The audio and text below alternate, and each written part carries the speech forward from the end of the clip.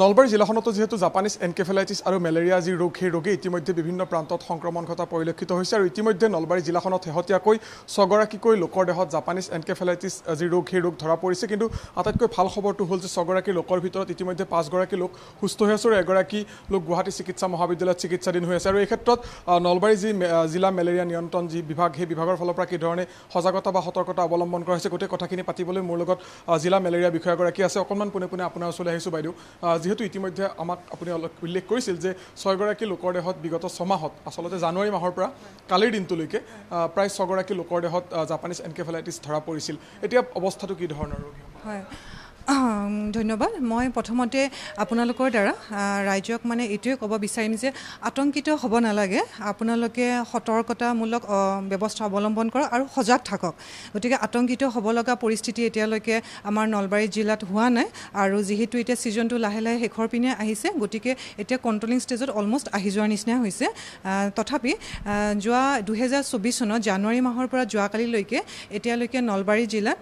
6 গৰাকী লোকৰ দেহত জাপানিজ এনকেফেলাইটিছ পজিটিভ পোৱা গৈছে তাৰ ভিতৰত এজন লোক এতিয়া আমাৰ এডমিট হৈ আছে গুৱাহাটী মেডিকেল কলেজ হস্পিটেলত আৰু তেওঁ এতিয়া ইম্প্ৰুভিং ষ্টেজত আহি আছে বুলি আমি খবৰ পাইছোঁ আমি আপডেট পাই থকা মতে সদায় গতিকে তেওঁ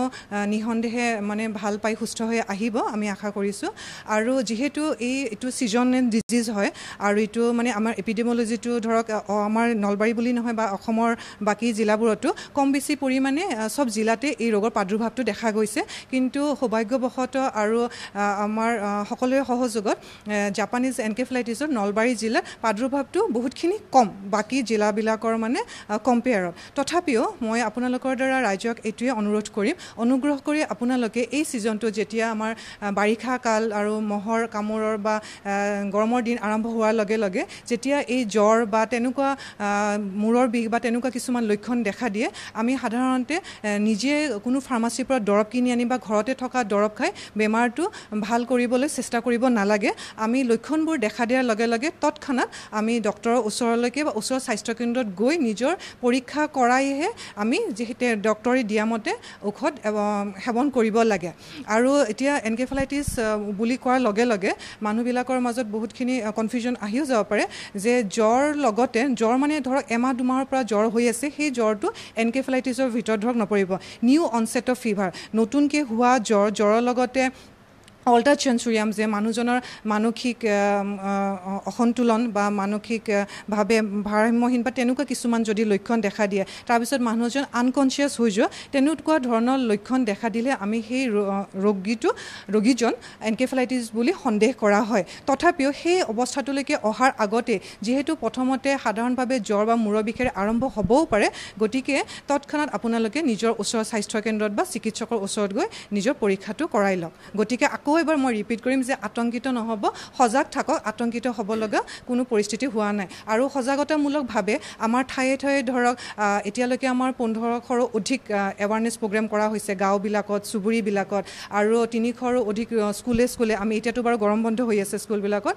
স্কুলে আমি সজাগতা সভা আমাৰ ব্লক পিএইচচি টীম আমাৰ ডিষ্ট্ৰিক্টৰ পৰা টীম গৈ আমাৰ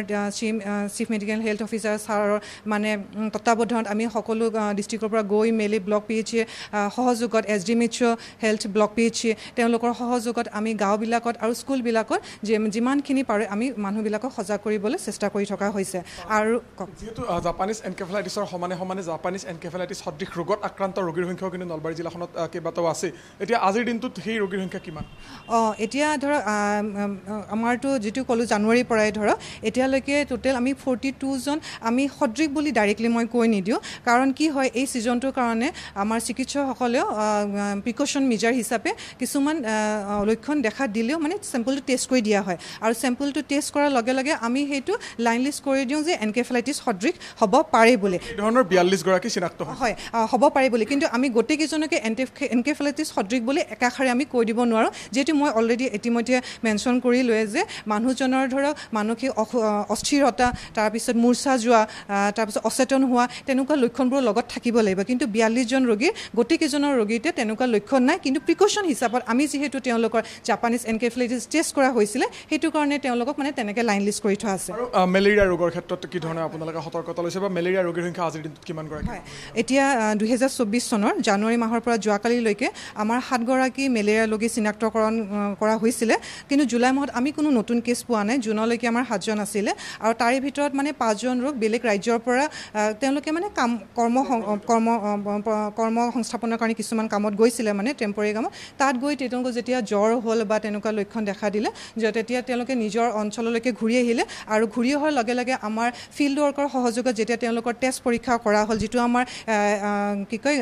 হোল দ্য ইয়াৰ চলিয়ে থাকে গাঁৱে গাঁৱে ঘৰে ঘৰে গৈ মানুহৰ তেজৰ নমুনা সংগ্ৰহ কৰি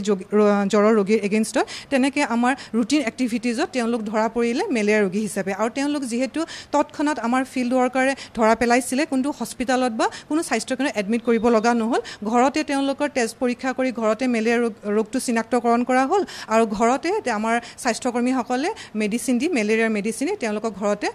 সুস্থিৰ অৱস্থাত মানে ৰিকভাৰ হৈ গ'ল আজিৰ দিনটোত নলবাৰীবাসীয়ে বিশেষ চিন্তাৰ নাই কাৰণ তেওঁলোকৰ চিন্তা হয় গতিকে মই এইটোৱে ক'ম যে অনুগ্ৰহ কৰি আতংকিত নহ'ব সজাগ থাকক আৰু কাৰণ আমাৰ নলবাৰীৰ যিটো বৰ্তমান পৰিস্থিতি কোনো আতংকিত হ'ব লগা বা টেনশ্যন ল'ব লগা পৰিস্থিতি নহয় আপোনাক ধন্যবাদ জনাইছোঁ এইখিনি সময় দিয়াৰ বাবে আমি অনুৰোধ জনাইছোঁ আতংকিত নহয় আপোনালোক সজাগ আৰু সতৰ্ক হওক আৰু সাধাৰণ যিসমূহ লক্ষণ ইতিমধ্যে বাইদেউগৰাকীয়ে উল্লেখ কৰিছে বা বিষয়াগৰাকীয়ে উল্লেখ কৰিছে এইসমূহ লক্ষণে দেখা দিলে আপুনি আপোনাৰ দাঁতিকাষৰীয়া যিসমূহ চিকিৎসালয় বা চিকিৎসা যিসকল বিষয়া তেওঁলোকৰ দিহা পৰামৰ্শ লৈ আপুনি চিকিৎসা আৰম্ভ কৰক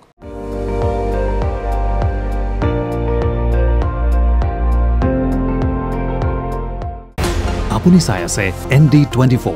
সৰ্বশ্ৰেষ্ঠ নহয় সৰ্বোত্তমৰ দৌৰ